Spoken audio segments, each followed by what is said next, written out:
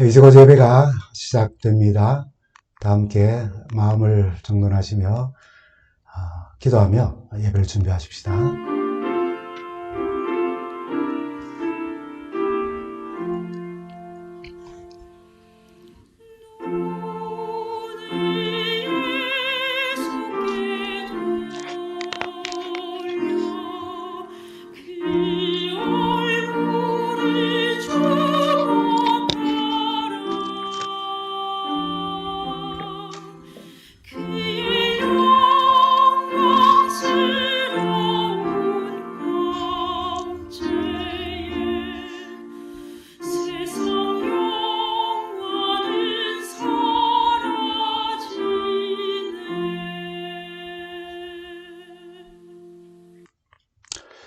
성도 여러분, 한 주간 잘 지내셨습니까? 우리 새해를 맞아 이제 두 번째 안식일을 우리가 보냅니다. 오늘 우리가 함께 나눌 말씀은 디모데후서 1장 4절부터 8절 그리고 누가복음 12장 49절 말씀을 우리가 함께 묵상하며 하나님의 은사에 다시 불을 붙이라는 그런 제목으로 오늘 새해 헌신 예배를 우리가 드리게 됩니다. 여러분 주마가편 잘 들어서 아시죠? 뜻도 잘 아실 겁니다. 달릴 주 말맞자 그 다음에 더할까 채찍편. 그래서 이 말의 뜻은 달리는 말에 채찍질 한다는 말로 잘하는 사람, 또 잘되고 있는 일에 장려하며 더 힘을 내도록 한다는 그런 뜻입니다. 이 글은 조선 후기 학자인 홍만족이라는 분이 아주 여러 종류의 글을 수록해서 모은 잡록이라고 하는 그런 분류되는 책 가운데 하나인 순호지라고 하는 곳에 기록한 글입니다. 말에게 채찍질한다는 표현이 좀 불편하지만은 더 잘하라고 격려함의 의미로 그런 뜻으로 쓰이는 그런 말입니다. 그러나 주마가편의 의미가 변질되어서 불편할 때도 있어요. 직장 상사가 열심히 일하는 부하 직원을 부려먹으면서 주마가편이라는 단어를 사용한다든지 할 때 그런 느낌이 들지요. 열심히 일하는 사람에게 격려의 채찍이어야지, 채찍이라는 말 자체가 그렇게 편치 않지만은 우리 상처를 주는 그런 채찍이 되어서는 안 되는 겁니다. 오늘 우리가 헌신 예배를 드리며 바울이 아들처럼 사랑하고 아끼고 염려한 젊은 그 목회자인 디모데에게 보낸 두 번째 편지의 한 대목인 디모데 후서 1장 4절부터 8절에 있는 말씀에서 바울이 디모데에게 주마가편하는 그런 마음으로 전하는 메시지를 통해 함께 하나님의 음성을 듣고 또 주께서 주시는 교훈을 우리가 나누기를 원합니다. 먼저 디모데의 신앙 배경은 우리가 잘 아는 것처럼 디모데후서 1장 5절에 잘 나타나 있습니다. 나는 그대 속에 있는 거짓없는 믿음을 기억합니다. 그 믿음은 먼저 그대의 외할머니 로이스와 어머니 유니게 속에 깃들여 있었는데 그것이 그대 속에도 깃들여 있음을 나는 확신합니다. 라고요. 가정에서부터 신앙교육을 잘 받았다는 의미입니다. 근데 디모데의 성격이나 모습은 조금 또 다르게 나타납니다. 우선 고린도전서 16장 10절에서 11절에 있는 말씀을 보면은 디모데가 그리로 가거든. 지금 바울이 고린도 교회 교인들에게 디모데를 보내며 그리고 서신을 이렇게 보낸 겁니다. 아무 불안 없이 여러분과 함께 지낼 수 있도록 해주시기 바랍니다. 아무도 그를 업신여기지 말고 그가 무사히 나에게 돌아올 수 있도록 잘 주선해 주십시오라고 그렇게 말합니다. 아무 불안함 없이 불편함 없고 또 불안해하지 아니하도록 그를 업신여기지 말고 라고 하는 그 부탁에서 디모데가 상당히 내성적이거나 또는 뭐 좀 좋지 않은 표현을 하면 좀 소심하거나 대범하지 못한 그런 모습을 가지고 있었던 것 같습니다. 그리고 디모데전서 4장 12절에 있는 말씀을 보면은 연배에 대해서 우리가 추측하기에 이렇게 말합니다. 아무도 그대가 젊다고 해서 그대를 업신여기지 못하게 하십시오. 도리어 그대는 말과 행실과 사랑과 믿음과 순결에 있어서 믿는 이들의 본인이 되십시오라고요. 젊다고 막 대하지 못하도록 본을 보이는 생활을 살라고 그렇게 권면을 하고 디모데후서 2장 22절에는 젊음의 정욕을 피하고 깨끗한 마음으로 주님을 찾는 사람들과 함께 의와 믿음과 사랑과 평화를 쫓으십시오라고 그렇게 권면을 합니다. 사람들이 좀 업신여길 만큼 그리고 젊음의 정욕을 따라서 살 만큼 아주 젊고 혈기 있는 그런 청년이었던 것 같습니다. 그렇게 젊은 나이에도 불구하고 디모데전서 5장 23절에 있는 말씀을 보면은 이제부터는 물만 마시지 말고 위장과 잦은 병을 생각해서 포도주를 조금씩 쓰십시오라고 하는 권면을 통해서 젊지만은 또 육신적으로 위장병과 잦은 질병을 가진 것으로 보입니다. 좀 전에 읽었던 디모데 후서 1장 5절 말씀처럼 그가 어머니와 할머니의 아주 아름답고 깊은 신앙 유산을 본받았지만은 또 이어서 7절에 있는 바울의 또 다른 권면을 보면은 그의 부정적인 면 하나가 또 드러나는 것처럼 보입니다. 이렇게 말하죠. 하나님께서 우리에게 비겁함 혹은 두려움의 영을 주신 것이 아니라 능력과 사랑과 절제의 영을 우리에게 주셨다고요. 비겁함의 영을 받은 사람 또는 두려워하는 사람, 그래서 비겁하게 행동하는 사람이라고 말하는 이유가 뭘까요? 그런 의미를 사도 바울이 어디에서 간파를 했을까요? 8절을 통해서 우리가 좀 추측해 볼 수 있는 내용이 나옵니다. 그러므로 그대는 우리 주님에 대하여 증언하는 일이나 주님을 위하여 갇힌 몸이 된 나를 부끄러워하지 말고 하나님의 능력을 힘입어 복음을 위하여 고난을 함께 겪으십시오라고 그렇게 이야기합니다. 바울이 이 복음을 전하는 일로 인해서 옥에 갇힌 일, 그 때문에 너도 혹시 그런 일이 같이 당할까 무서워하거나 부끄러워하거나 비겁함의 모습을 가지지 말라고 권고하면서 혹시 그런 마음을 좀 가졌는지도 모르겠습니다. 기질적으로 좀 소심하고 요즘 표현으로 하면 아주 내성적인 그런 성격을 가졌다고 할 수 있겠죠. 힘들고 어려우면서 그러면 먼저 주눅이 먼저 들어버리고 자기 속마음을 대차게 이렇게 표현하지 못하는 그런 성격이었던 것 같습니다. 아마 디모데도 엄청 힘들었을 거예요. 젊은데 몸은 아프지요. 신앙심은 깊다고 사람들은 이야기하는데 두려움은 또 있지요. 이 어려움을 알고 있다는, 이런 어려움을 겪으면서 힘들어하고 있다는 사실을 알고 있는지 사도 바울은 4절에 이렇게 말합니다. 나는 그대의 눈물을 기억하면서 그대 보기를 원합니다. 그대의 눈물을 기억한다고요. 혹 이 눈물이 옥에 갇힌 사도 바울을 위한 눈물의 기도일 수도 있지만 앞뒤 문맥을 우리가 좀 연결해서 살펴보면서 그의 눈물은 그의 연약한 모습을 보고 자책하며 얼마나 많은 눈물을 흘렸을까 생각을 해보게 됩니다. 자신의 자격에 대해서도 생각해 볼 수 있고요. 자신이 좀 사람들에게 이렇게 살갑게 다가가지 못하는 좀 내성적인 어떤 그런 모습들도 생각하면서 말입니다. 그의 답답한 마음이 참 이해가 됩니다. 바로 나의 눈물이고 우리 모두의 눈물이지 않습니까? 몸도 마음도 감정도 영혼도 믿음도 약해서 쉽게 상처받고 많이 아파하는, 그래서 눈물을 흘릴 수밖에 없는 우리를 이 디모데를 통해서 보지 않습니까? 그럼에도 그는 열심을 냅니다. 디모데가 에베소 교회에 사역을 하게 된, 이 편지를 받을 때 에베소 교회에 사역을 하고 있었거든요. 그 배경은 이렇습니다. 바울이 2차 전도 여행 때 함께 하면서 바울이 아주 절친하고 그리고 동력자이면서 또 믿음의 아들이 되었습니다.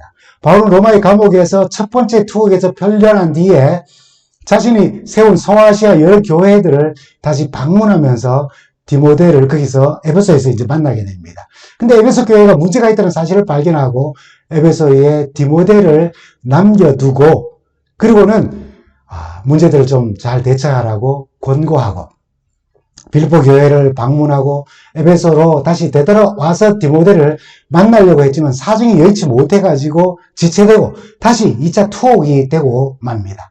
이 두 번째 투옥은 사도 바울이 곧 사형에 처할 수 있다는 그런 급박하고 긴박한 그런 상황이었어요. 디모데의 입장에서는 얼마나 두려운 일입니까?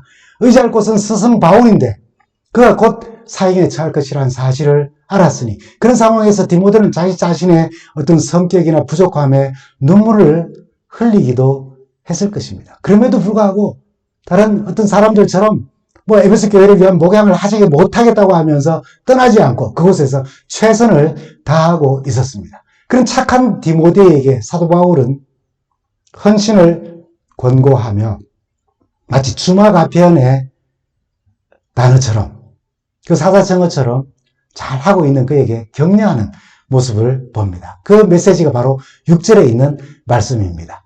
이런 이유로 나는 그들을 일깨워서 그대가 나의 안수로 말미암아 그들 속에 간직하고 있는 하나님의 은사에 다시 불을 붙이게 하려고 합니다. 오늘 말씀의 제목입니다. 그들 속에 간직하고 있는 하나님의 은사에 다시 불을 붙이려고 한다고요. 좌절하고 낙담되는 일들이 없었겠습니까? 저는 그가 얼마나 많은 목회적 경험이 있고 선교적 경험이 있어 에베소 교회를 담당하게 됐을까요? 그렇지 않습니다. 젊은 혈기도 있고요. 몸은 아프고요. 사람들은 어머니와 할머니에게서 받은 아름다운 신앙 연륜 그런 것들 때문에 아주 귀하게 보지만은 스스로에게는 비겁함의 어떤 영도 있는 것처럼 비겁한 사람처럼 행동하는 두려워하고 무서워하는 그런 모습들이 있었던 것입니다. 이런 이유들로 사도 바울은 다시 그에게 권고하며 주마가편의 메시지, 헌신적 메시지를 보내기를 그들 속에 간직하고 있는 하나님의 은사에 다시 내가 불을 붙이게 하기를 원한다고 그렇게 이야기하는 것입니다. 눈물 많이 흘렸겠죠. 정말로. 교회를 떠나지 않고 최선을 다하는 디모데를 향하여서 사도 바울은 그 달리는 말에 채찍질을 하는 것처럼 그들 속에 간직하고 있는 하나님의 은사에 다시 불을 붙이기를 원한다고요. 오늘 우리가 헌신 예배를 드리며 왜 제가 이 디모데의 삶을 함께 나누는 걸까요? 디모데가 가진 이런 연약한 모습은 오늘 제가 가진 모습이고 여러분들이 또는 재직으로 부름을 받은 여러분들이 가지고 있는 동일한 모습이기 때문입니다.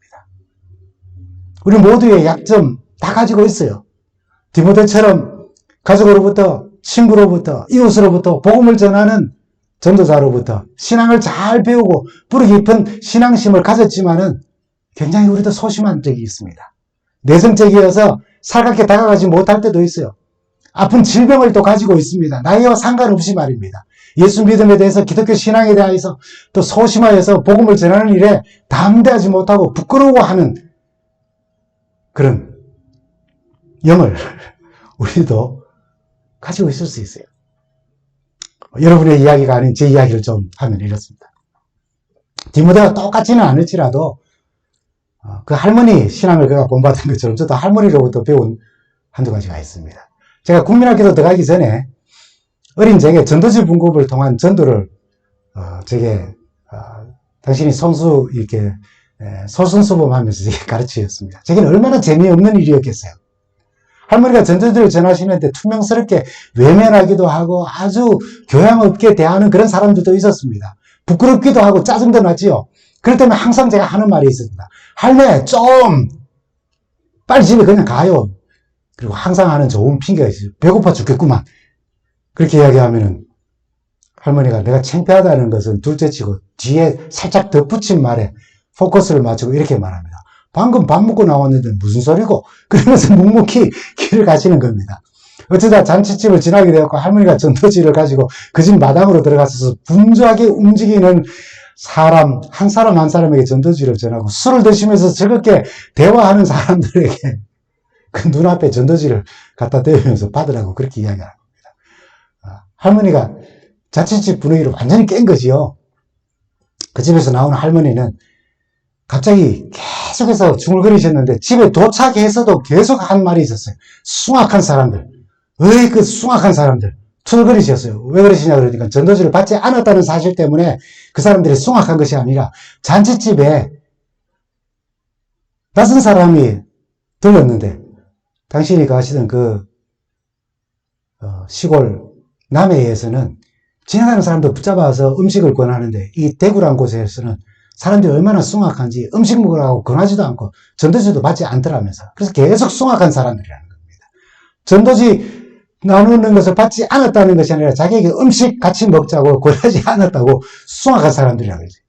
그럼에도 불구하고 저희는 그 어릴 적에 전도지를 때를 얻든지 못 얻든지 전도하는 어떤 정신을 제게 좀 심어주셨습니다. 제가 목사가 되겠다고 결심하기까지 어머니가 저를 위해서 기도하며 흘린 눈물을 저는 기억합니다. 신학을 공부하면서도 내 필요에 의한 것이지 목사가 되겠다고 그렇게 신학을 공부한 것이 아니라고 부모님께 아예 말씀을 드리고 제 신학 공부를 시작했습니다. 그 계기는 1980년 5.18 그 무서운 일이 일어났을 때에 저는 군생활 중이었습니다. 총알을 장전한 총을 우리에게 주고 그리고 워카를 신고 그리고 군복을 입은 채로 잠들게 하였지요. 너무나도 무섭고 혼란했습니다. 제가 믿는 하나님 그때 많이 생각했습니다. 왜 우리에게 이런 일이 일어나니? 그곳에 제 친구들도 있고, 그리고 그들을 향해서 촛불을 겨누어야 한다는 생각에 소름이 쫙 끼치는 것입니다. 그때 비로소 처음으로 제가 하나님을 좀 바로 알아야겠다는 생각을 하게 되었어요. 그래서 신학을 공부했지만은 처음부터 목회를 꿈꾼 것은 아닙니다. 매년 우리 지방 합회장님들이 그 신학대학을 찾아옵니다. 그리고는 좋은 이 서울권 교회에 그 합회에 지원할까봐 이제 식사도 1년에 한두 번씩 만나서 식사도 제공하면서 간담회를 엽니다. 저는 목회를 할 생각을 하지 않았기 때문에 모든 그 영남 지방의 출신 우리 신학과생들이 다 정장으로 모이는데 저는 파카만 입고 뭐 이렇게 티셔츠 입고 이렇게 갔어요. 그래서 제가 복장에 문제를 좀 지적받은 적도 있습니다. 그래도 저는 개의치 않았어요. 왜요? 제가 목회를 할 것이 아니라고 생각했으니까. 우여곡절 끝에 목회 길로 나섰지만은 중간에 다른 길로 갈까봐 어머니가 굉장히 저를 위하여서 기도하셨다는 사실을 뒤늦게 제가 알았습니다. 공부에 집중하며 또 이렇게 집에 한 번씩 오게 되면은 어머니는 그냥 내 너를 위해서 기도한대 그렇게 이야기하시고 아버지는 그냥 쑥 지나가는 말로 난 너를 믿는데 그렇게 이야기하시는 겁니다. 결혼 후에 목회하던 교회에서 좀 첫 목회지였는데 좀 일이 생겼습니다. 제가 상처를 아주 많이 받았어요. 시골의 조그만 교회에 작업사역을 하는 것이 좋겠다는 생각이 들어서 그렇게 결정을 하고 시골로 땅을 보러 다닌 적도 있었습니다. 그래서 한 곳을 찾았어요. 얼마나 좋은지 우물샘이 있고 큰 바위가 있고 집이 있고 또 터가 있고 논밭이 있는데 그 당시에 돈으로 80만 원인가 그거 제가 샀으면 지금 아마 억대의 떼돈을 벌었을 텐데 어쨌든 그걸 결정하고 집사람을 보여줬더니 집사람이 이런 지하에 안 돼요. 우리 목회 계속 할 거예요. 근데 사실 그 문제 제가 목회를 그만둬야겠다고 결심하게 된 그 문제는 저희 집사람에게 엄청난 상처를 주는 것이었습니다. 그럼 말도 되지 않는 일로 상처를 받았음에 분명한데 불교 집안에서 목사에게 시집온 아내가 너무 안쓰럽고 안 되어서 제가 그런 결정을 내렸는데 그가 오히려 안 돼요. 우리 목회 계속 해야 돼요. 라고 말하는 것입니다. 그것을 아버지 어머니에게 찔러 바쳤습니다. 그래서 아버지 어머니에게 제가 엄청 혼났습니다. 왜 부끄러움이 또 없겠습니까? 그런 신학적 지지를 받으면서도 살아오며 왜 부끄러움을 안 가졌겠어요? 학창시절에는 성경 가방이 없었대지요. 그래서 자가용이 없어서 대중교통수단으로 교회를 갈 때에 안식일에 성경책을 여러분 가슴 높이에 이렇게 들고 버스를 탑니다. 그럼 주변 사람들이 야 오늘 주일이가 혹은 야, 오늘 일요일이가 그렇게 하면서 힐끗힐끗 쳐다볼 때 이렇게 단정하게 가슴에 올리고 있던 성경이 스르륵 소리 없이 이렇게 허리춤으로 이렇게 내려옵니다. 군에 입대해서 훈련소에서 조교가 뭐 일어나 앉아 좌로 굴러 우로 굴러 뭐 생전 처음 듣는 명령인데도 옛날부터 그 명령을 아는 것처럼 아주 열심히 따라하면서 잔뜩 겁을 먹고 있는데 느닷없이 조교가 안식교인 나와라고 소리칩니다. 그 말 앞뒤에 붙어있는 욕설 때문에 제가 여기서 말할 수 없죠. 두려움으로 용수철처럼 예 제가 안식교인입니다 하고 튀어나가지 못하고 주춤거리며 살짝 멈칫하고 눈치도 보고 좀 이따가 나가는 그런 비겁함도 있었습니다. 관공서에서 교회 일을 볼 때 교회 이름요 라고 물어보면은 제7일 안식일 예수지름교회 어느 교회입니다 라고 하면은 무슨 교회라고요? 다시 묻습니다. 안식교라고 이야기하면 좀 뉘앙스가 이단스러운 뉘앙스가 있어요. 그렇게 또 사용했기 때문에 여러 다른 교파에서 두 번, 세 번 말해도 다시 묻습니다. 대답이야 차분하게 하지요. 그래 좀 그만 좀 물었으면 좋겠다는 그런 마음이 드는 것입니다. 지금 생각하면 그때 여러 번 말하는 것이 그 지역이 주변에 있는 사람들에게 제7일 안식일 예수님교회가 있구나라고 하는 것을 알리는 기회였을 텐데 그런 부끄러움을 가지고 있는 것입니다. 우리 모두 이런 비슷한 연약함을 다 가지고 있습니다. 그럼에도 우리는 하나님의 약속을 힘입어 주어진 사명에 최선을 다합니다. 바울이 디모데에게 전한 주마 가편적 그 메시지가 바로 오늘 우리를 위한 메시지인 것입니다. 다시 여러분 6절에 있는 말씀을 보겠습니다. 이런 이유로 우리가 그런 연약함을 가지고 있고 눈물을 흘리며 아파하고 힘들어하고 병 때문에도 힘들고 또 내 연약함 때문에 힘들어하는 그래서 사도 바울이 말할 때에 이 비겁함의 영까지도 가지고 있는 그런 우리들을 일깨워서 그대 속에 간직하고 있는 하나님의 은사에 다시 불을 붙이게 하려고 합니다. 라고요. 그렇습니다, 여러분. 우리가 정말 헌신한다면은 뭐 헌신의 뜻과 또 내용을 많이 생각할 수 있지만은 올 한 해는 우리 안에 우리가 그리스도를 개인의 구주로 영접할 때에 성령께서 함께 임하시고 우리에게 은사를 주셨던 거기에 다시 한번 불이 붙기를 원하는 사도 바울의 심정, 그것이 우리의 심정이 되어서 그것으로 하나님께로 향한 우리의 헌신이 새로워지는 그런 한 해가 되기를 간절히 바랍니다. 여러분, 이는 단순히 뭐 활발한 성격, 뭐는 목소리에 뭐 박력이 있는 것, 그런 것을 말하는 것이 아닙니다. 자신이 감옥에 갇혀 있기에 그를 대신에 에베소 교회를 돌보며 가진 그 열심, 그 열정, 그 순종에 더하여 성령의 능력을 꼭 힘입어야 한다는 것입니다. 나는 그들을 일깨워서 그들 속에 간직하고 있는 하나님의 은사에 다시 불이 붙기를 원한다고 사도 바울은 이야기합니다. 역동적인 성령의 은사에 불 붙는 것을 강조합니다. 그것이 바로 오늘 우리가 받아야 할 불의 세례인 것입니다. 불의 침례인 것입니다. 로마 교회의 영성의 빈약함을 풍자한 이야기가 있습니다. 중세시대를 아마 좀 표현하는 그런 이야기라고 보면 될 겁니다. 하루는 성부와 성자, 성령 하나님 세 분이 모여서 여행 계획을 좀 세웠어요. 우리 지구에 좀 내려가서 좀 이렇게 한번 둘러보고 오자고. 여행 목적지를 이제 정하는데 제일 먼저 후보에 오른 것이 미국의 뉴욕이었습니다. 근데 성부 하나님께서 반대하셨어요. 아니, 그곳에는 여성신학이라는 학문이 아주 크게 발달하여서 하나님을 아버지라고 하는 것도 반대하고 심지어는 하나님 어머니라고 한다는데 내가 거기 갔다가 무슨 망신을 당할지도 모르니 거기 우리 좀 생각을 좀 더 다시 하자, 그렇게 이야기했어요. 세 분이 다시 숙고한 끝에 이스라엘 예루살렘이 어떻겠냐고 그렇게 성부 하나님과 성령 하나님께서 제안을 하셨어요. 그랬더니 성자 예수님께서 사람들이 나를 그곳에서 십자가에 못 박았는데 내가 거기 가기 조금 그렇네요 라고 그렇게 이야기하셨다는 겁니다. 물론 이건 우스갯소리입니다, 여러분. 예수님이 그런 분 아니고 하나님이 그런 분 아니십니다.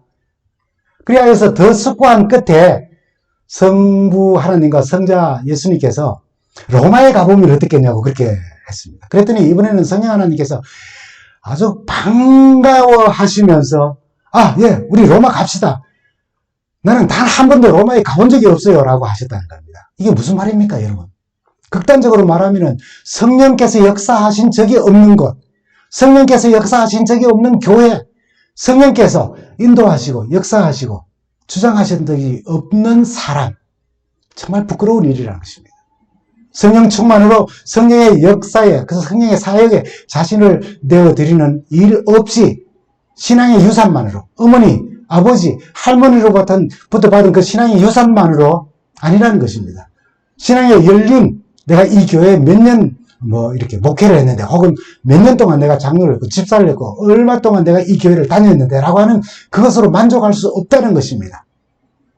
누가복음 12장 49절에 예수님께서 이 땅에 오신 사명 중 하나를 우리에게 이렇게 말씀하십니다. 나는 세상에다 불을 던지러 왔다.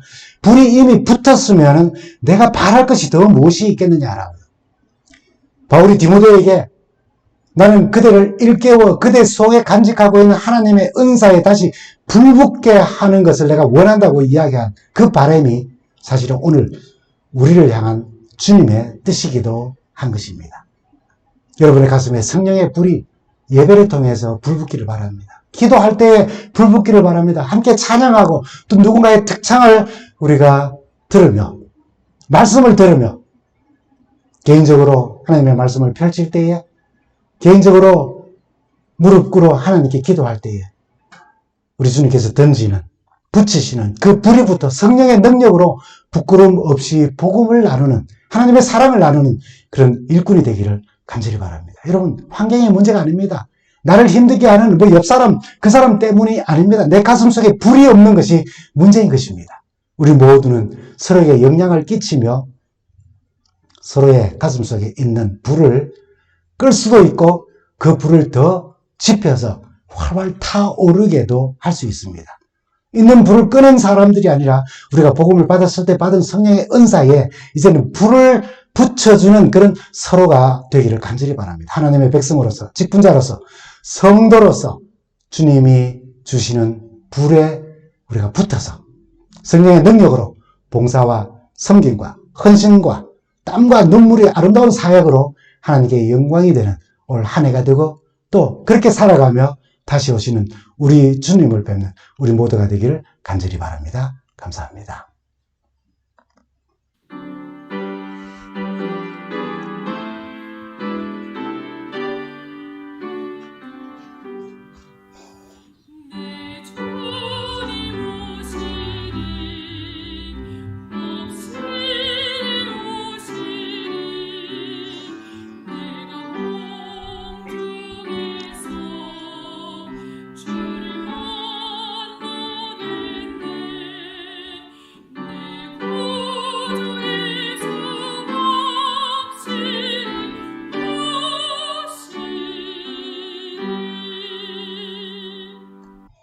우리 주님과 동행하며 행복하고 즐거운 또 한 주간 되시기 바랍니다. 감사합니다.